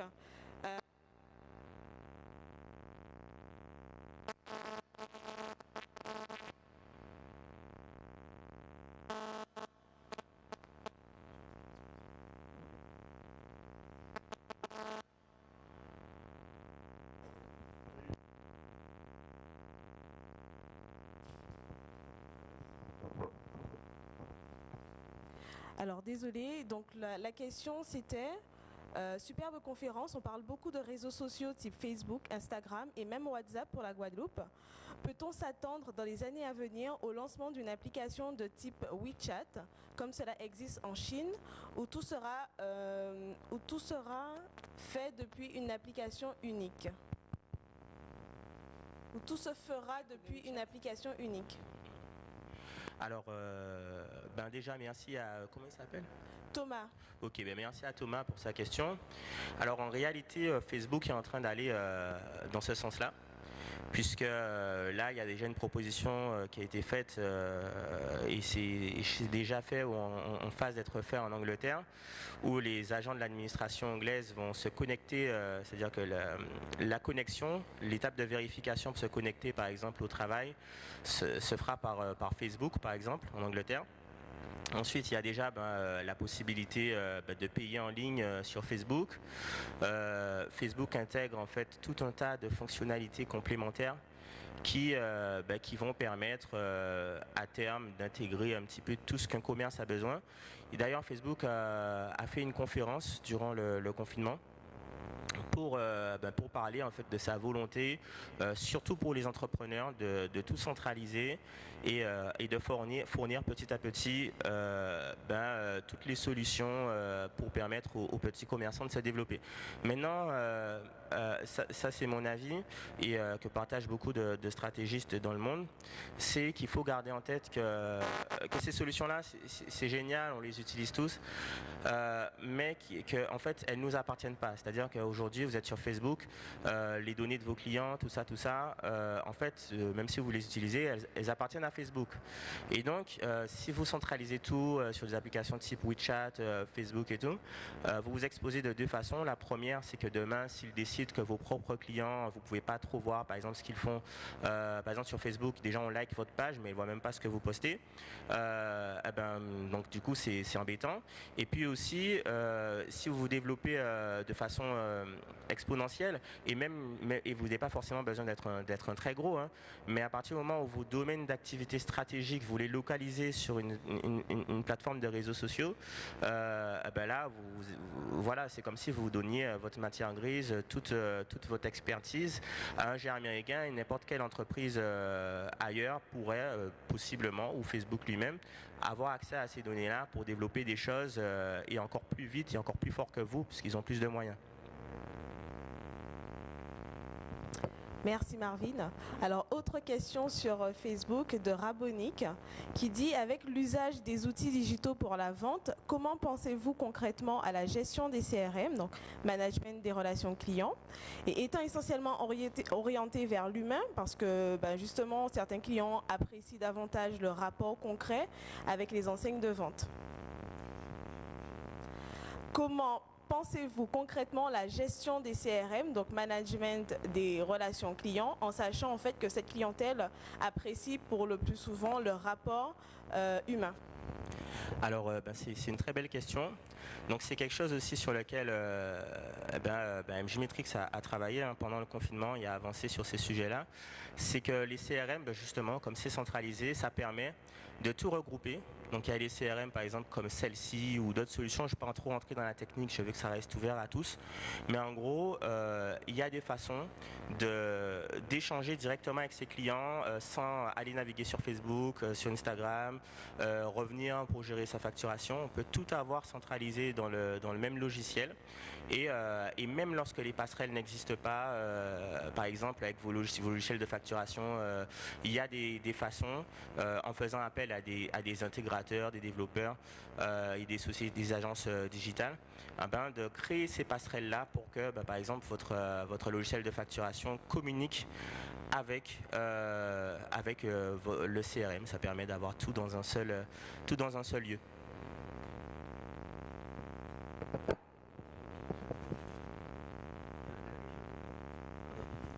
Il y avait peut-être quelque chose à ajouter par rapport à ce que tu dis sur le CRM. La connaissance client, c'est un risque qu'il y a à tout donner à Insta, à Facebook. C'est qu'à un moment, on perd la connaissance et qu'on est obligé de passer par leurs outils, principalement de monétisation et de pub, pour pouvoir les toucher. Donc c'est aussi le pendant de se dire qu'en général, on ne construit pas sa maison dans le jardin des autres. Là, on le fait un peu parce qu'on n'a pas trop le choix et qu'ils sont devenus des détails tellement énormes. Mais il faut quand même se dire qu'il faut réfléchir à conserver ses données clients ou enfin tout ce qui a de la valeur par rapport à son activité de manière que ça soit un coffre-fort, enfin sanctuarisé.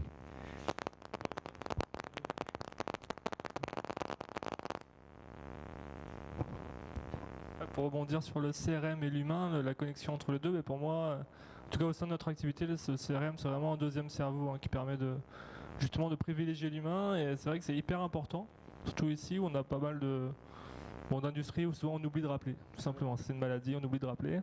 Et dans la relation humaine, quand on oublie de rappeler, on n'est pas content, que ce soit dans le commerce ou dans les relations humaines. Hein.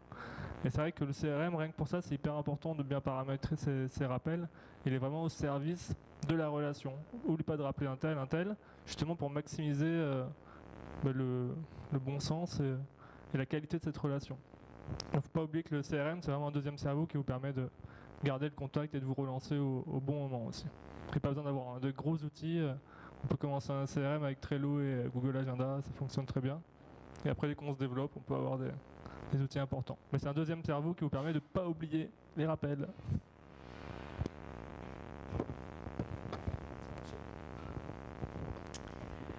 Voilà, merci beaucoup pour vos réponses. Est-ce qu'il y a d'autres questions ou d'autres interventions ? Je crois qu'on arrive à la fin de cet Open Coffee. Je remercie les internautes qui se sont connectés sur Facebook Live et sur Instagram Live. J'espère que ce format vous aura plu et en tout cas vous aura permis de participer, de profiter des interventions de qualité qu'on a eues. Donc je remercie Jordan qui était en visio, je remercie Marvin pour son intervention et je remercie surtout les entreprises qui ont bien voulu témoigner parce que je trouve qu'il est toujours important d'adosser à la théorie le côté pratico-pratique d'entreprises locales, la réalité et de montrer que finalement il est tout à fait possible d'utiliser le numérique pour augmenter les compétences et la compétitivité des entreprises locales. Donc je crois qu'on a eu 4 bels exemples, 5 même avec, je n'oublie pas, l'entreprise de vente de maillots de bain, 5 exemples qui ont pu le démontrer aujourd'hui. Donc merci beaucoup encore à tous d'avoir accepté de jouer le jeu. Merci à vous d'avoir été présents derrière vos écrans ou ici physiquement.